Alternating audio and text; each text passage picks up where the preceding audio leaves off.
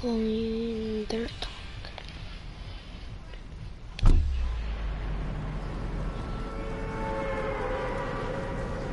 Gonna go.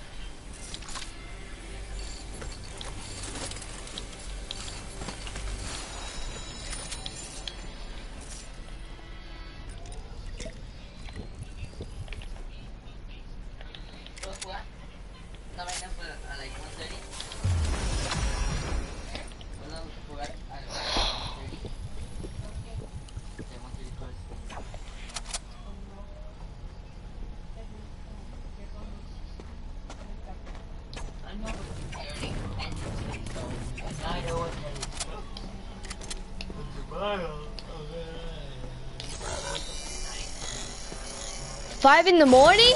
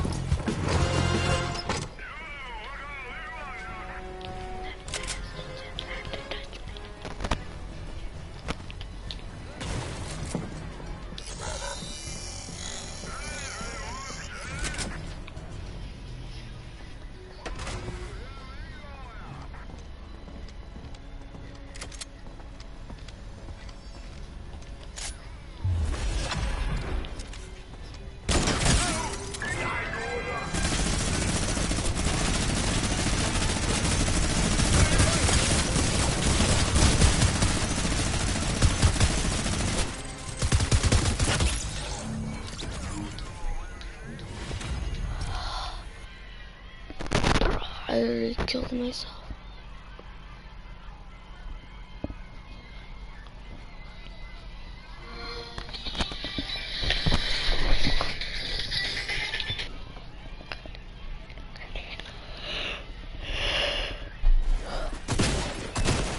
Hey, I'm Clyde. My story is about the eternal problem of fathers and sons. That is, about how my parents gave me to another family for re-education. It sounds weird and wild, and as long as it was a possibility, I hoped that it would turn out to be a joke. But alas, moreover, I was sent to a poor family, despite the fact that I was used to completely different standards of living. One summer day, my mother came into my room and said that she and my dad wanted to have a serious talk with me, so they would be waiting for me in the living room. Well, if they want to talk, okay, I'll do it. I'm already used to these serious conversations, which are always about the same thing, namely, to make me what my parents want me to be. Without any enthusiasm, I went into the living room, sat in front of my folks, and put on an unhappy face. Clyde, you are having a difficult period in your life. Well, not just you, all of us. Your mom and I cannot cope with you, so we decided to give you to another family for a while. Yes, we scared you with this many times, but today we found the right people and have already agreed on everything, said Dad. I was hoping that this was a game, so I decided to play along and laugh it off. Then I asked my parents to back off, because I was not going to fly anywhere. After all, I have the right to my own opinion, don't I?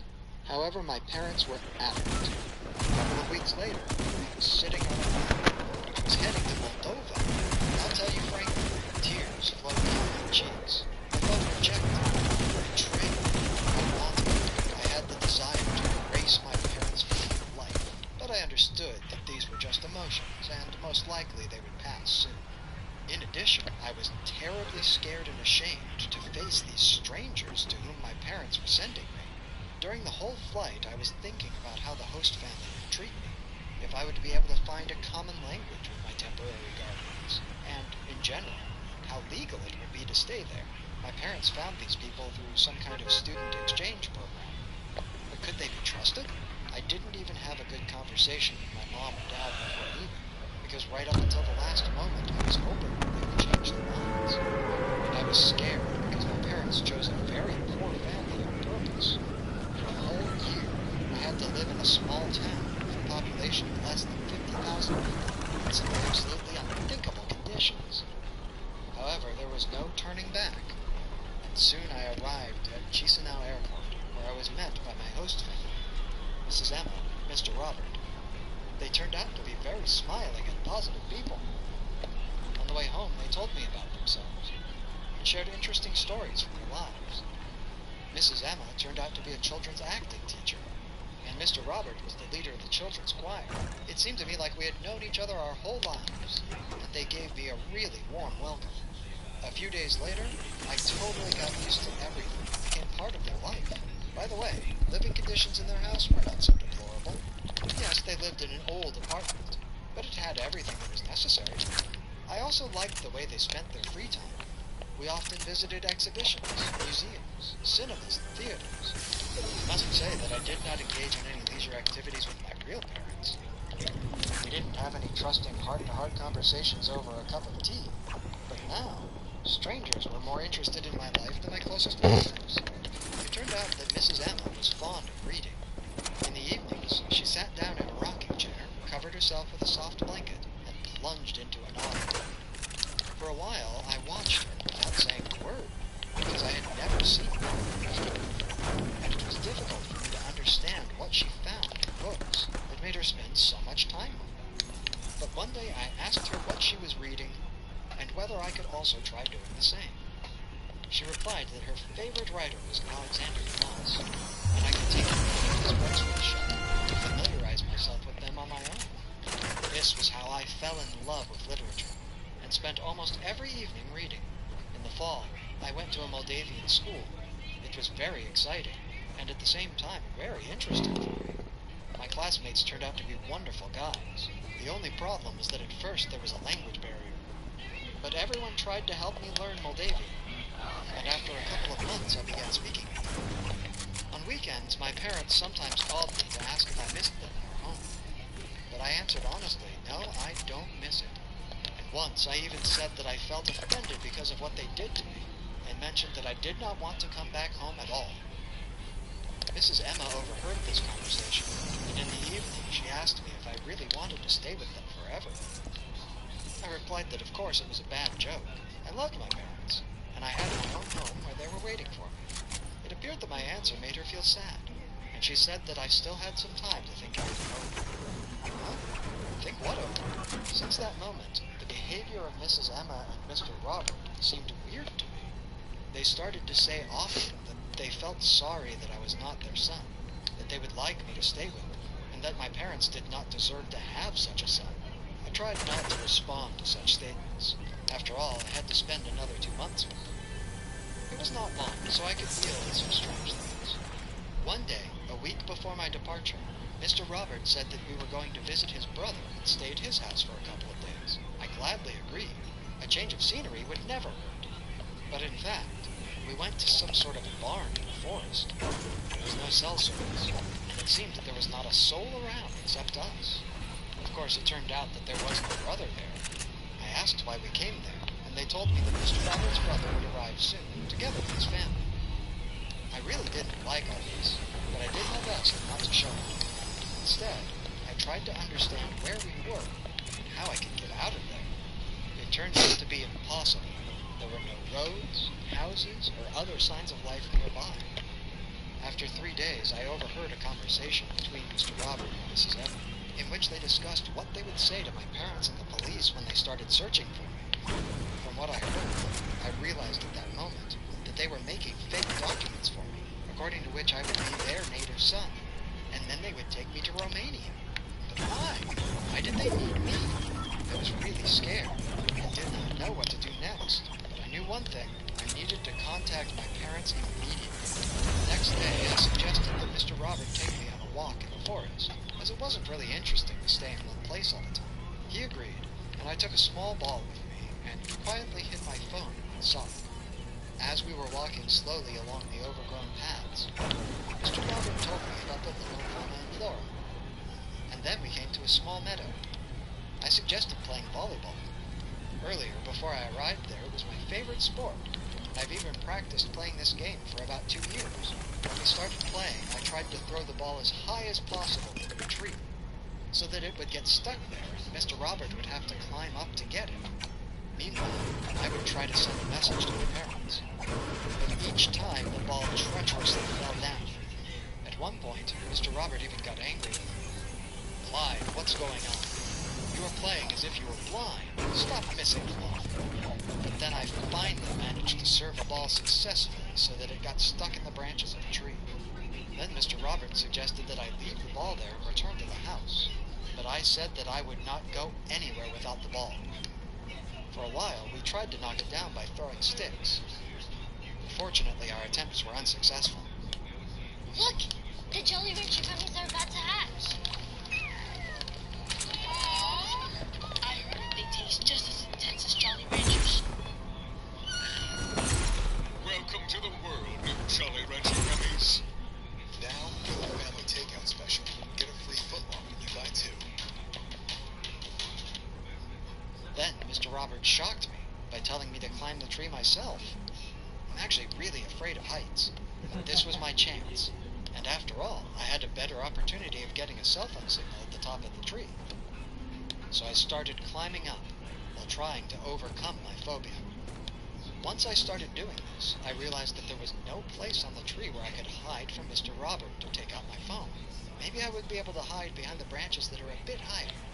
At last, a couple of meters above the ground, I saw a secluded place where no one could see me. So I immediately hid there and pulled out the phone. Hooray, there was a weak signal.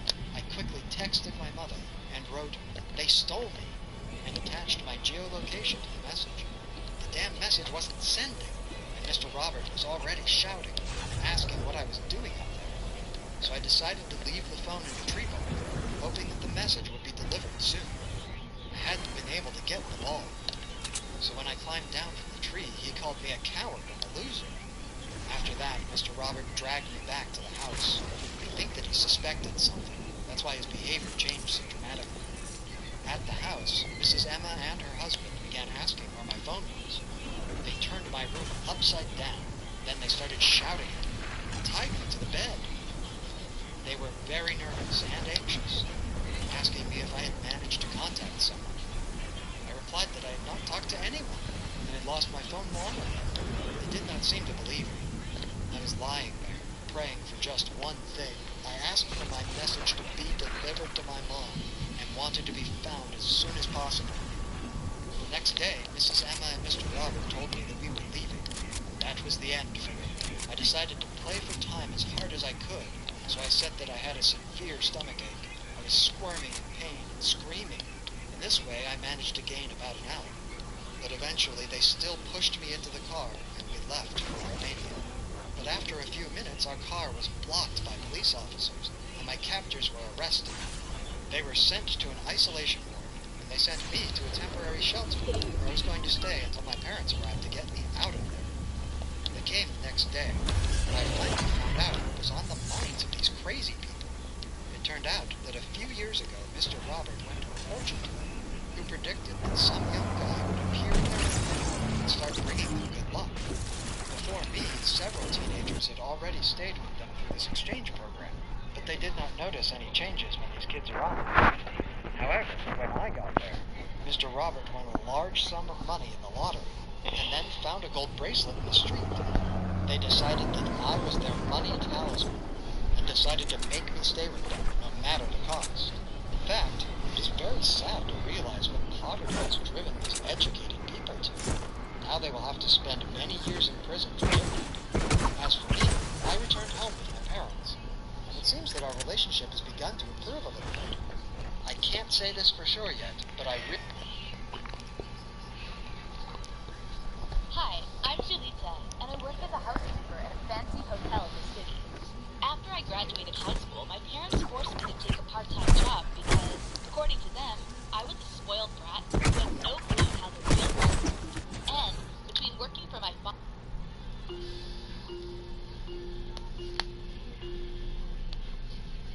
father at his diner and cleaning after people, I chose the second.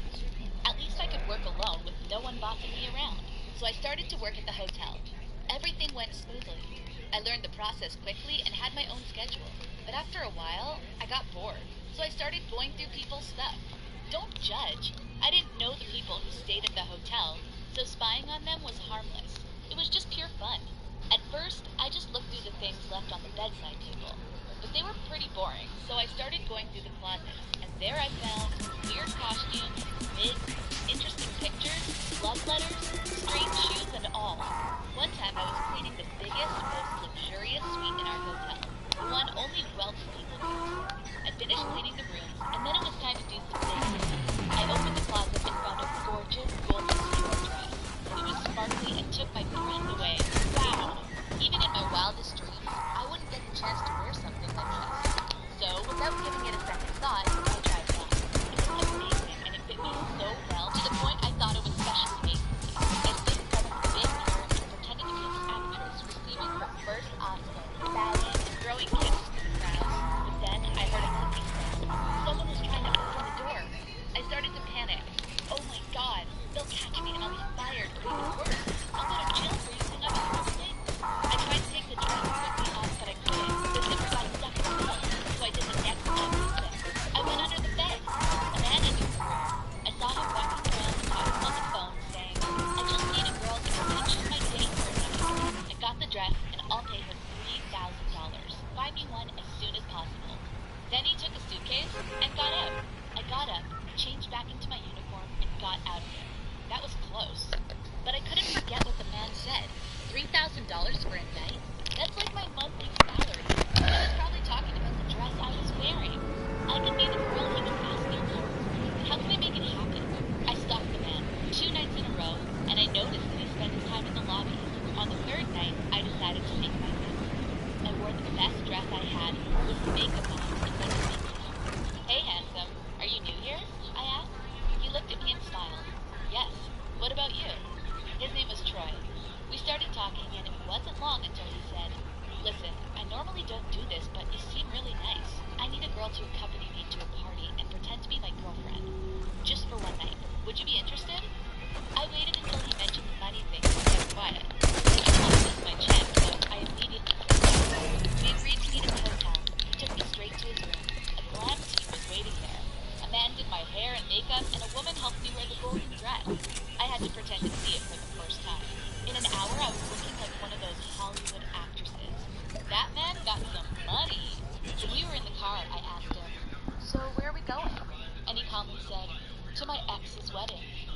I screamed, What? How is that possible? Are you even invited? And he responded, yes, because she's marrying my best friend. I gasped, but I didn't say anything back. The situation seemed messy, and I didn't want to meddle into it, so I stopped asking questions. I just took a few photos of me wearing the dress for my Instagram account. Everyone has to see me in it. Then we got to the wedding. It was like a fairy tale wedding. Roses everywhere, a band playing, and people dressed super nice. Was everyone here rich but me? Troy took my hand and went straight to the bride and groom to congratulate them. I noticed as we were getting closer, he was becoming more and more nervous. We were walking arm in arm, and I felt like he was squashing mine and not holding it. When we got there, he looked at the bride with eyes full of tears. Poor thing, he still had feelings for her. He said, congratulations. The bride smiled and nodded, but she didn't say anything back. So I decided to break that awkward silence by saying, congratulations. Troy told me that you two used to date. Thanks for letting him go. I couldn't ask for a better man. Troy smiled and the bride looked irritated. We left her standing and went dancing. He was laughing hard. He said, wow, you were really good at this. It's just me who are amazed. And I responded, first rule of the great life, show them that you're better off without them, even if you're Wanna play on watching your stream? Bet, man. there, and the night turned out to be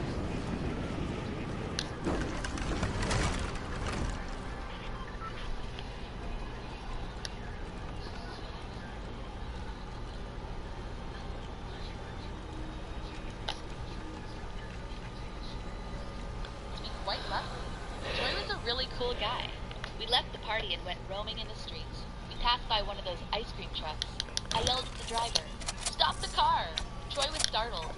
I got out and bought 2 ice cream cones for us. This, my friend, is the best $2 ice cream you will ever have in your life. Then I took him to a special place where we could see the city from above, with all the lights and noises. At 3 o'clock in the morning, we got back to the hotel. We were tired but excited about the fun we just had. I headed to his room to change the dress and get my clothes, but Troy said, you can keep it. I haven't had this much fun in a long time thanks to you. I couldn't believe what he was saying. That dress cost more than $20,000. I tried to say no, but he wouldn't accept, so I went home with the dress. The next day, I got back to work. I felt like I had my Cinderella night. It was over. Reality check. But when I was going out of the elevator with my cleaning cart, I saw Troy heading towards me. I freaked out and I instantly pushed the button and the door closed. For some reason, I didn't want him to know that I was just a housekeeper. I felt embarrassed by it, and I wanted him to remember me as the nice girl who he had a great time with, not a gold digger. So I tried to avoid him during his stay at the hotel. Whenever I saw him coming, I would go to the other side, and I asked Anita, a woman who works with me, to clean his suite. That way I made sure I don't run into him by accident. But I couldn't stop thinking of him. I watched him from a distance when he was having coffee in the lobby. Hey! I got it ready. Dude, I was watching you stream until you ended it yesterday.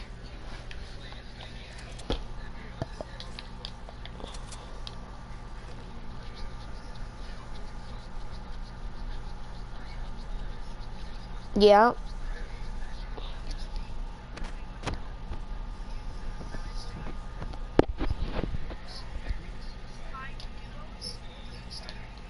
Nice.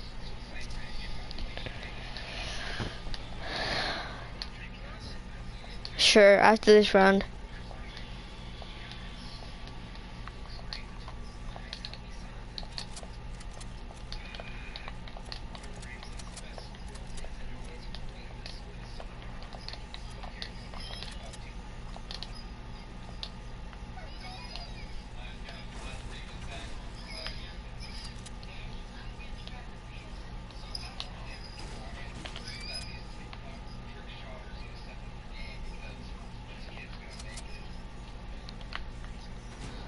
Oh crap, there's people.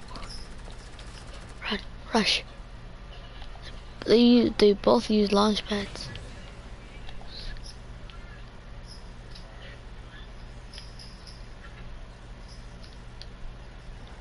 Come on, fight. I need you guys to get low.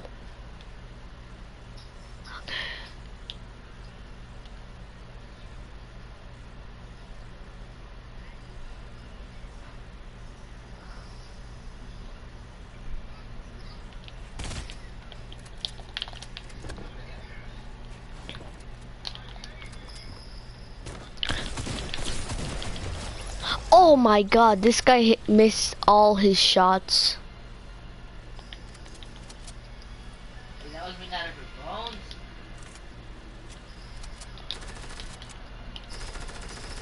Oh, hello, little bot. I'm gonna kill you with my pistol.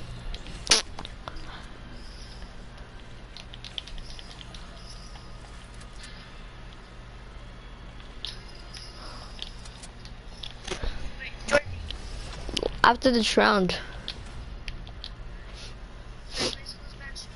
Yeah.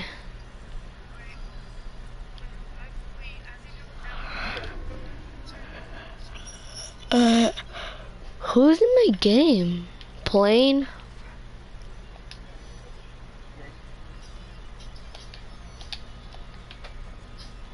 Dude, this guy joined my game and I kicked him.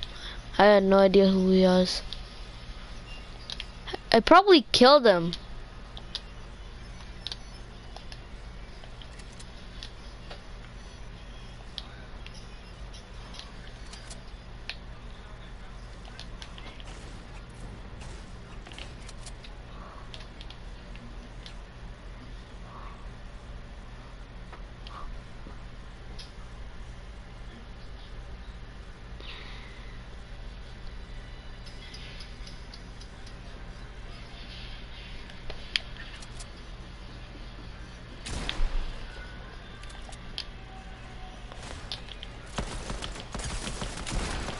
I literally killed a Black Knight, and it was a bot.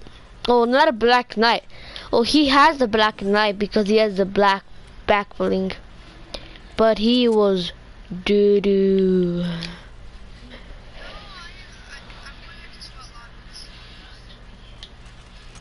I'm in sweat lobbies.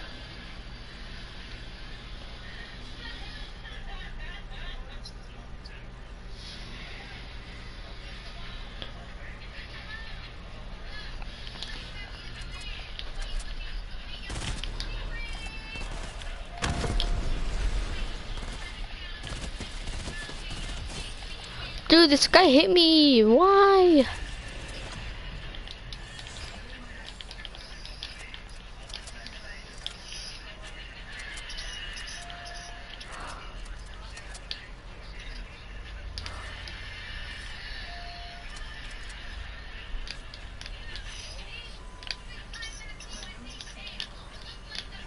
Huh.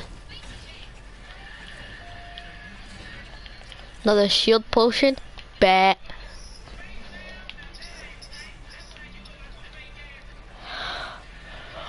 I got the Wings Kings, man. I'm gonna... Actually, no.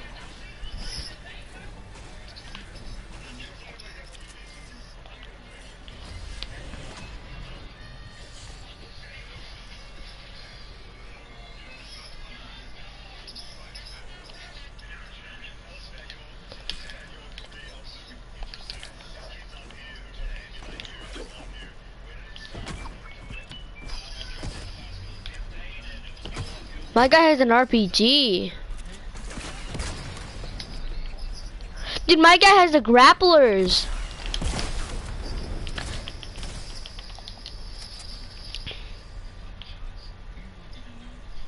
Dude, this guy has a scar in the grappler.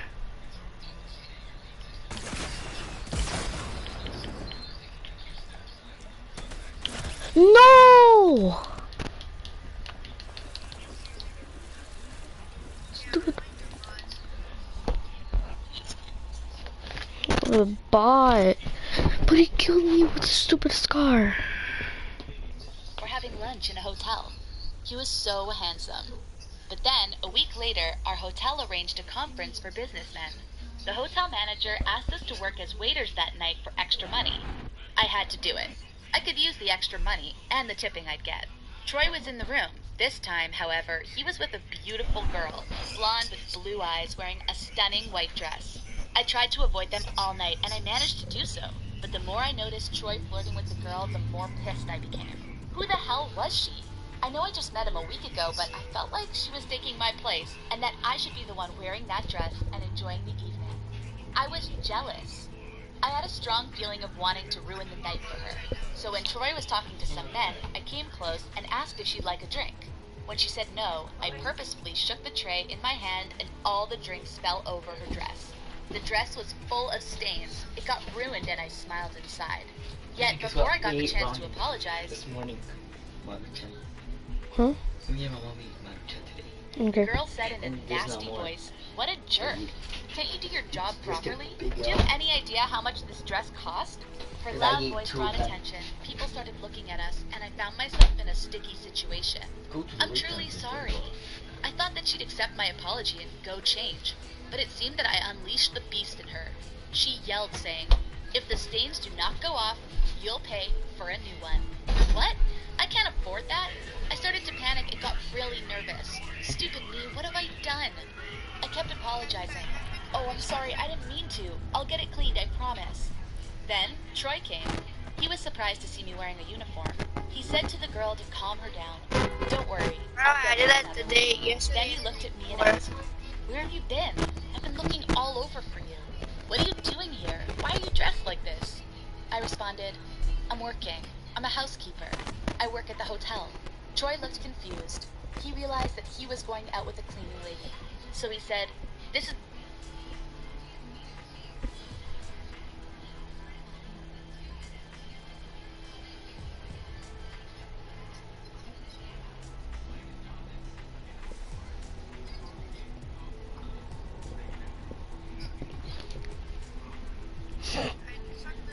be working somewhere else. What? Was he now lecturing me about how to live my life? I was furious. So I said, "Working here is not appropriate, but paying people to accompany you to parties is?" He was shocked. He asked, "What do you mean?" I didn't answer. I just cleaned the mess and left. But something worse happened. The girl that was with Troy wanted to take revenge. She knew that me spilling the drinks was not a mistake. She asked the hotel manager to see the cameras, and when they did, they saw me do it on purpose. I was fired. When I went home, my parents yelled at me for getting fired. "You're useless. You can't handle a single job. What a loser." And for the first time in my life, I felt like they spoke the truth. I was a horrible person, only causing trouble. I needed to change. So I got out of their house, I went to another city, and I stayed in an apartment with 2 other girls. It wasn't much, but that was what I could afford back then. And there was something good that I learned about me from that unforgettable experience, and that was I loved fashion. So I started going to a school that had fashion designing programs, and I took a job as a sales assistant and worked my way up. 6 years later, I became the head manager of a famous designing company. I became successful, and I proved my parents wrong. I just wished I could speak to Troy and thank him. If it weren't for that dress, I wouldn't have found my true passion in life. But then, while I was working at my office, a magazine called to interview me, and I agreed. And the interviewer asked me, "So how did you fall in love with fashion? It seems strange because your family has nothing to do with it. They own a diner, don't they?" I smiled and told them about the golden dress. I told them the first part of the story. They found it amusing and romantic, so they asked me to take a picture of the dress. I didn't mind. However, 2 days later, I got a phone call. The speaker said, "I thought you forgot about our adventure. I thought I'd never see you again." I smiled.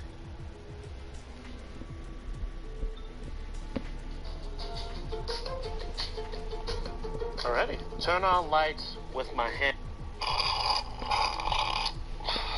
Hello, my name is Ned. I'm 18 years old and I'm an ordinary guy.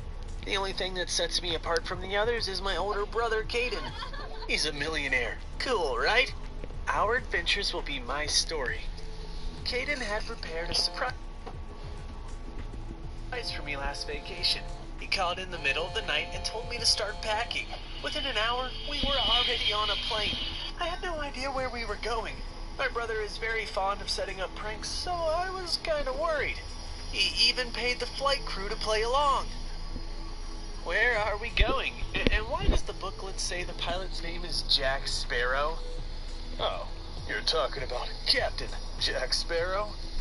Oh, you're unbearable. But I'm taking you to the Caribbean. You're joking me again, right? Surprisingly, Caden wasn't joking this time. We really landed in Cuba. A rented yacht in Cienfuegos Marina was already waiting for us. My brother didn't want to take the crew with him, so I was sure that it was a trip for 2. I pictured us sailing in the Caribbean like a couple of pirates. But on the way, 2 of his friends joined us, and I realized that I was just brought along for company. This was a typical weekend for my 33-year-old brother, but I wasn't used to this kind of thing. I already felt like a kid at a grown-up party where they let you try alcohol while mom wasn't looking. Only instead of alcohol, there were beautiful women in bikinis whom Caden was trying to introduce me to. We traveled southwest along the Caribbean coast. After a day at sea, the alcohol ran out and Caden decided to restock on the island of Cayo Largo. His friends and 4 of the models disembarked to go swimming at the famous local beach. When it came time to ship out again, it turned out they had rented rooms at a local hotel and would not be continuing the journey with us. I don't see you.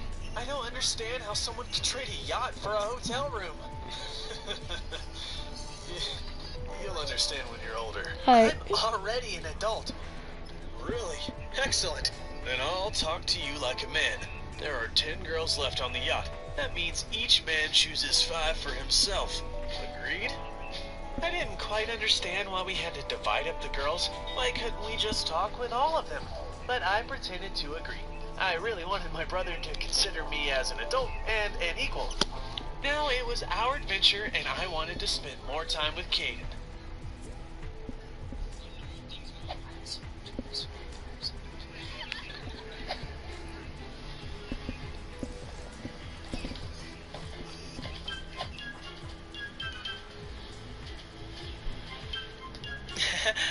Hey kid, can you open the champagne for us? I can, but why don't you ask Caden?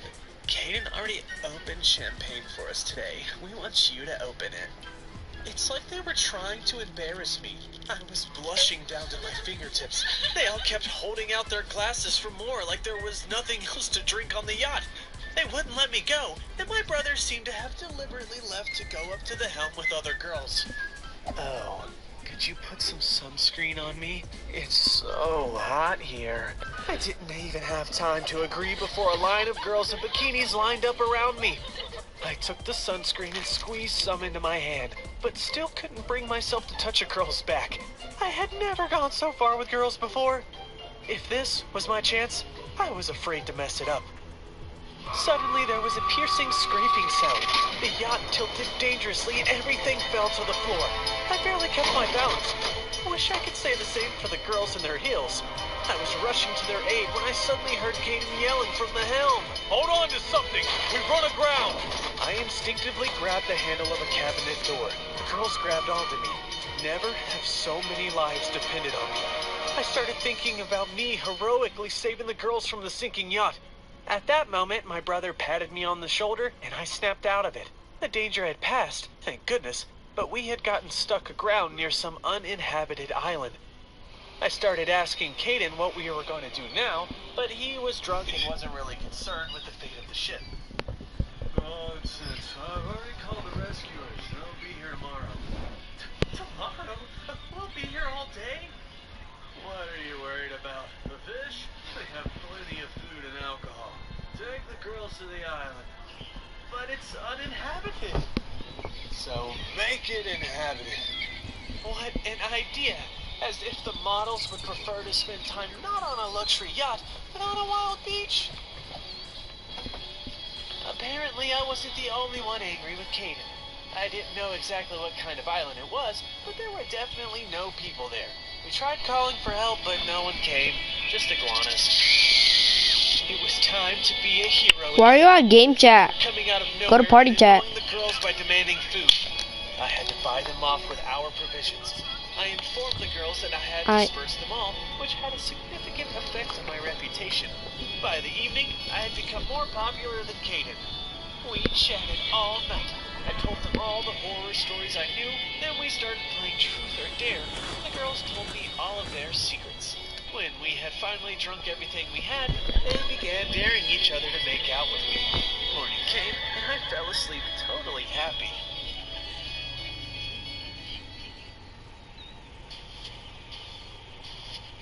I almost screamed out of surprise.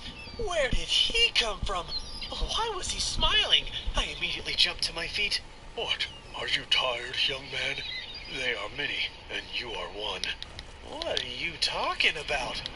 Well, you were shooting a film, I- right? What movie?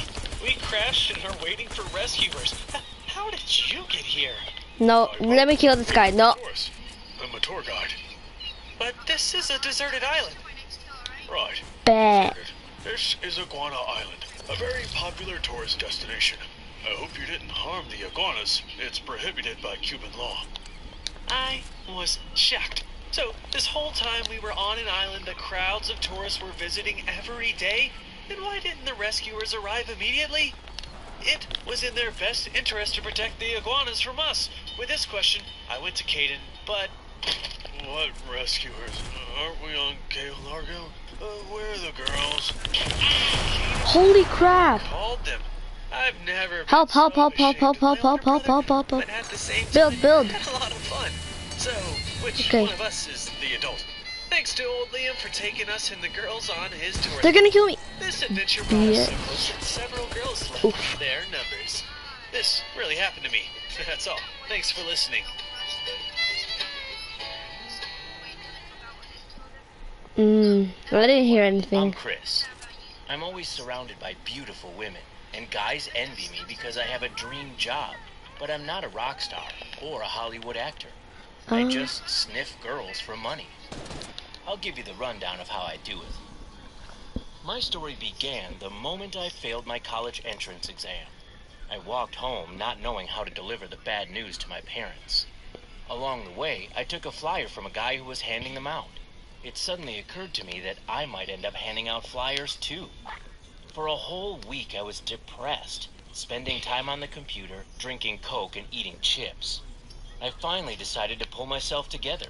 I opened a job search site and started looking. I ended up signing up for an interview at a pharmaceutical company. At the time, I only had a vague idea of what the job might be. When I Googled it, I found out that I might have to stand on a conveyor line and inspect an infinite number of batches of tablets as they travel along it. Fun. The next morning, I arrived at the company office. I was asked to fill out several questionnaires, then a standard interview. They became interested in my medical record, especially the point about me possibly having hyperosmia, an increased sensitivity to smells. When a person has hyperosmia, they can smell better than other people. So they offered me an interesting job with a probationary period. The position was called a deodorant tester. My task was to smell jars of aromas and describe the smells. I would say things like, this fragrance contains notes of green tea, like the air on the plantations of Sri Lanka after rain. In the end, I was considered a suitable candidate, so I got the job and was in heaven from then on, because I and 5 other colleagues with the same ability had to sniff the armpits of beautiful girls for hours at a time.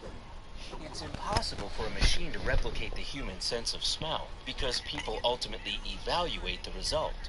So, a human tester determines how well deodorants mask the smell of sweat, depending on weather, physical activity, time of day, and other factors. For 24 hours, the girls were put through training worthy of astronauts. They swam in the pool, ran on a treadmill, lifted weights, were exposed to different temperature conditions, slept, drank a lot of water, and tried different foods. After each activity, it was my turn to do my job, because I had to check how effective the deodorant was at repelling sweat and how its scent presented under different circumstances. After a test, I would fill out a report, and I felt like a superhero with super smell. At first, it was awkward for me to sniff strangers. It embarrassed me a little. But when the women standing in a row with raised arms would smile at me, I realized this was my dream job. I was smelling this one girl, and she kept putting her arm down because she was ticklish. I tried to raise her arm to smell it again, and she just laughed. Her laugh was so contagious. That's how my girlfriend Samantha and I met. My work felt like a party, and I thought I had found my calling. What I'm doing? My friends who got into college were jealous of me. They would constantly His ask teammate. me, where I was always surrounded by beautiful women and got paid a high salary. What could be better? Of course, sometimes my girlfriend gets jealous, but it's a job, and nothing. We've been through hard times before. Times that felt like nothing made sense and challenged us to see beyond them. Throughout them all, one thing has stayed true. We'll get through this, together, as a community. stay resilient, stay healthy, and when it matters most, be ready to support our community. We'll be right here with you. Elevation's credit union. Let's go get Shield. It matters where you bank. Federally insured by NCUA. Let's go get Shield. Coldies can shorten your cold by 42%. Might not Nope, make your I first only day have like 42% 12. better. Shorten your cold with Coldies, guaranteed. Coldies Plus Defense Chewable Gels help promote immune health. Buy now and be prepared for the season. Hi everyone, my name is Henry, and I'm 16 years old. A year ago, my mom Ow. forced me to go to an all-girls school and pushed me into an arranged marriage. And it all backfired horribly. First, you need to understand how I ended up in an all-girls school. For most of my life, I lived in a big city. My parents were fighting a bit, and it felt like they weren't getting along. But they would usually work it out, so I wasn't worried.